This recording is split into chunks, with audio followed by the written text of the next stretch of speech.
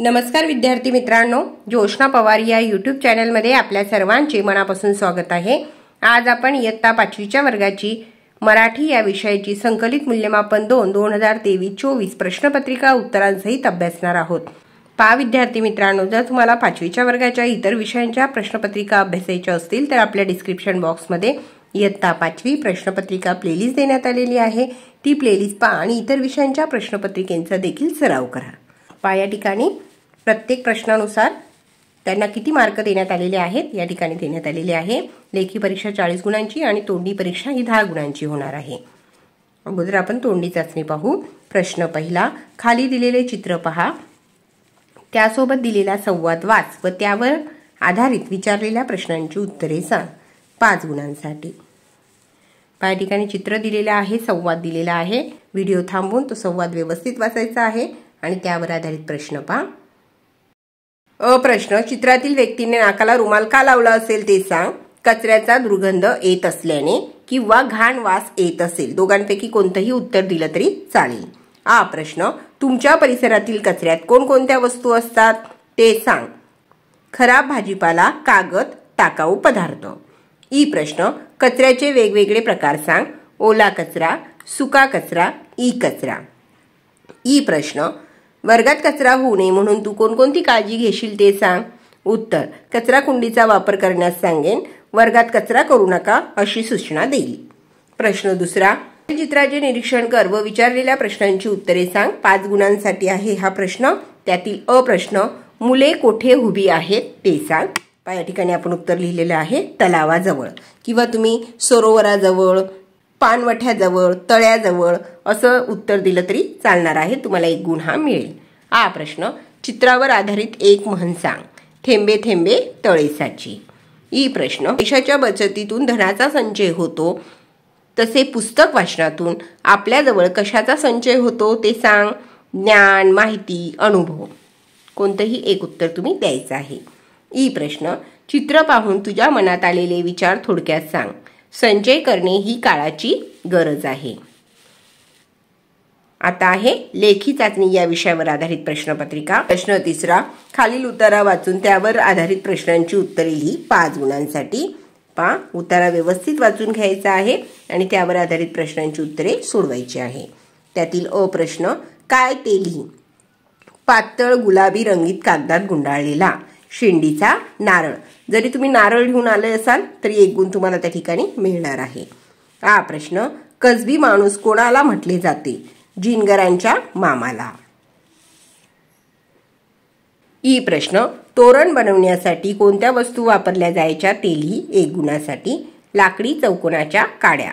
प्रश्न, तुला कोणता व्यवसाय करायला आवडेल आणि का ते लिही। 2 गुणांसाठी। मला हॉटेल व्यवसाय करायला आवडेल कारण मला स्वयंपाक करण्याची आवड आहे, किंवा तुम्ही असंही लिहू शकतात, मला डॉक्टर हा व्यवसाय करण्यास आवडेल कारण मला लोकांची सेवा करण्यास आवडते। प्रश्न चौथा, खाली जाहिरात वाच व प्रश्नांची उत्तरे लिही। 5 गुणांसाठी। या ठिकाणी जाहिरात देण्यात आलेली आहे आणि त्यावर आधारित प्रश्न, सहलीच्या ठिकाणाचे नाव लिही। पळसदेव, उजनी जलाशय परिसर। प्रश्न, पक्षी निरीक्षण सहल कोणी आयोजित केली आहे ते लिही। निसर्ग संस्था, सोमवारपेठ, पुणे।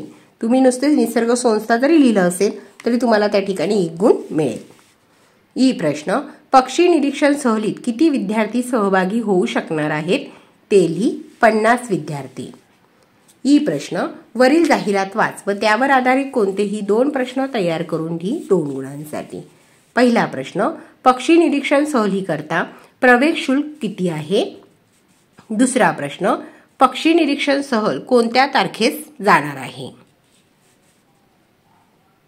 प्रश्न 5वा, सार्वजनिक बागेतील सूचना फलकासाठी तुझ्या कल्पनेने 3 सूचना तयार करून लिही। 3 गुणांसाठी।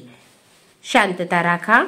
दुसरे सूचना फलक आहे स्वच्छता राखा आणि तिसरे सूचना फलक आहे येथे कचरा टाकू नका आणि चौथे बागेतील फुले तोडू नका। कोणत्याही 3 सूचना तुम्ही सूचना फलकांमध्ये लिहायच्या आहेत।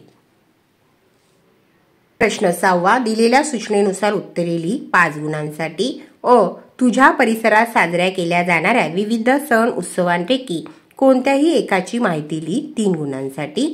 माझ्या परिसरात पोळा हा सण खूप उत्साहाने साजरा केला जातो. पोळा हा सण प्रामुख्याने बैलाचा सण आहे. या दिवशी बैलांना सजवतात, त्याला नैवेद्य दाखवतात, त्यामध्ये पुरणपोळीचा समावेश असतो. पोळा सणाला बैलावर झूल काढली जाते व त्याची मिरवणूक देखील काढली जाते. हा प्रश्न कंसातील अचूक शब्द वापरून वाक्य पुन्हा लिही 2 गुणांसाठी. तो घाईने आला व घटाघटा पाणी हा शब्द योग्य आहे. पिऊ लागला. तो घाईने आला व घटाघटा पाणी पिऊ लागला. योग्य शब्द वापरून ते वाक्य पुन्हा लिहायचे आहे. दुसरे, आईने पार्थला त्याच्या स्वभावातील टिंबटिंब दाखविले. षटकोनाचा जो श आहे तो दोष शब्द बरोबर आहे. आईने पार्थला त्याच्या स्वभावातील दोष दाखविले. प्रश्न 7वा, दिलेल्या सूचनेनुसार उत्तरे लिही 8 गुणांसाठी. अ प्रश्न, दिलेल्या नामांसाठी योग्य विशेषण वापरून चौकट पूर्ण कर. हिमालय, उंच हिमालय, भव्य हिमालय, कोणतंही एक विशेषण तुम्ही त्या ठिकाणी लिहायचं आहे. दुसरे आहे पाणी. त्या ठिकाणी आपण लिहिलेलं आहे थंड आणि स्वच्छ. तुम्ही नुसतं थंड लिहिलं किंवा स्वच्छ लिहिलं तरी चालणार आहे. आ प्रश्न, दिलेल्या पर्यायातून योग्य पर्याय निवडून जोड शब्द पूर्ण कर 2 गुणांसाठी. 1 पै, त्याचा ब पर्याय बरोबर आहे पाहुणा, पै पाहुणा. दुसरे आहे मौज, त्याचा ड पर्याय बरोबर आहे मस्ती, मौज मस्ती. ई प्रश्न, कंसातील सूचनेनुसार योग्य बदल करून वाक्य पुन्हा लिही 4 गुणांसाठी. आमच्या सकाळपासूनच होळीजवळ ढोल घेऊन बसला होता. वाक्य वर्तमान काळात कर. आमच्या सकाळपासूनच होळीजवळ ढोल घेऊन बसला आहे. होताच्या ठिकाणी आहे करायचं आहे. दुसरे, अशी वही तू तयार कर. अधोरेखित शब्दाचे वचन बदल. तर वही आहे त्याचे वचन बदलून होणार आहे वह्या, एक वचनचे अनेक वचन. अशा वह्या तू तयार कर. तिसरे, महाराजांची आज्ञा आहे ना. अधोरेखित शब्दांचे लिंग बदल. महाराजांचे होणार महाराणी, महाराणींची आज्ञा आहे ना. चौथा प्रश्न, तिचे बालपण निसर्गाच्या सानिध्यात कंसात जाणे आहे, त्या ठिकाणी येईल गेले. जाणे या क्रियावाचक शब्दाचे भूतकालीन योग्य रूप लिहून वाक्य पुन्हा लिही.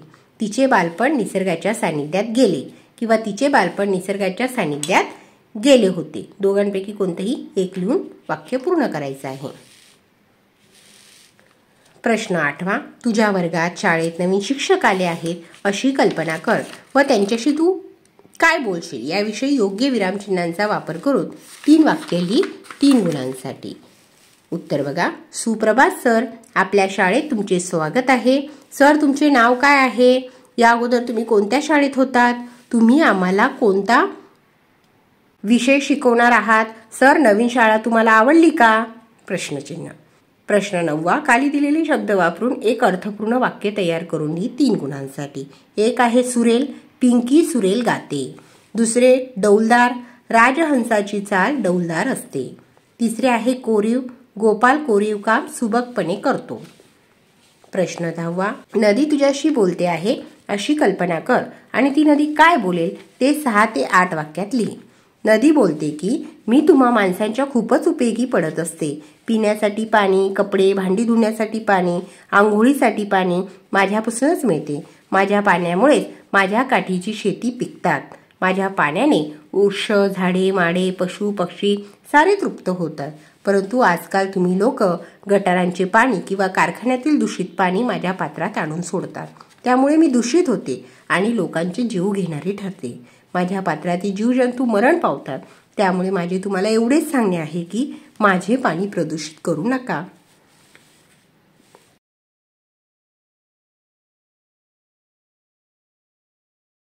प्रश्न 11वा, खाली दिलेल्या मुद्द्यांच्या आधारे 6 ते 8 वाक्यात गोष्ट तयार करून लिही व गोष्टीला योग्य शीर्षक दे.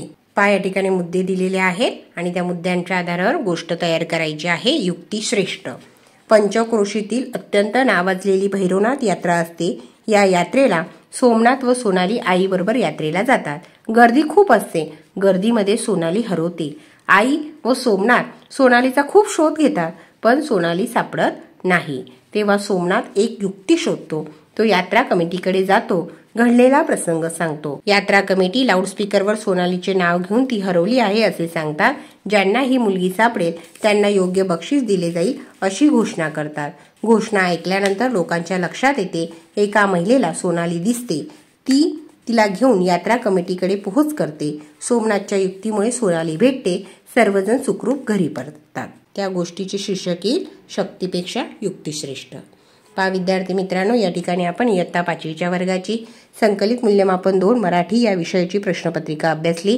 व्हिडिओ आवडल्यास व्हिडिओला लाईक करा आणि चॅनलला सबस्क्राईब करून ठेवा, जेणेकरून यापुढचे जे नवनवीन शैक्षणिक व्हिडिओ मी यूट्यूबवर टाकेन त्याची नोटिफिकेशन अगोदर तुमच्यापर्यंत पोहोचेल.